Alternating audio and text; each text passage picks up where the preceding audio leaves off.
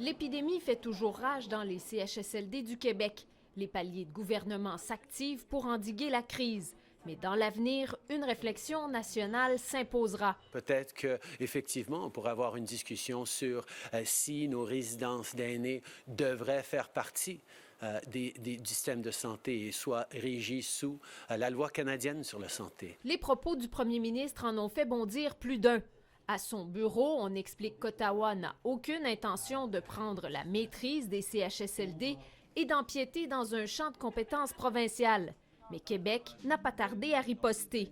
Aujourd'hui, le fédéral finance seulement 23 des réseaux de la santé des différentes provinces. Donc, si j'ai une demande à faire à M. Trudeau, c'est qu'il revienne à 50 Nous autres, on va s'occuper de gérer le réseau. Lors du dernier conseil de la Fédération, les provinces demandaient une augmentation de 5,2 des transferts en santé.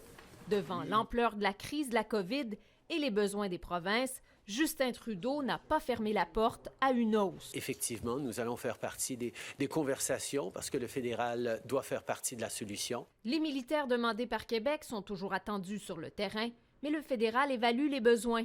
Ça prendra un peu de temps pour préciser exactement qui sera envoyé et où les gens seront envoyés.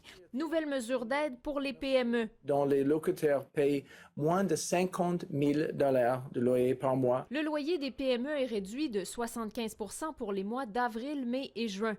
Le fédéral, les provinces et les propriétaires d'immeubles absorberont chacun 25 %.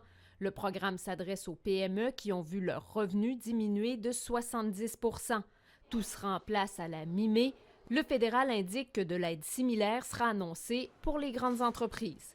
Michèle Lamarche, TVA Nouvelles, Ottawa.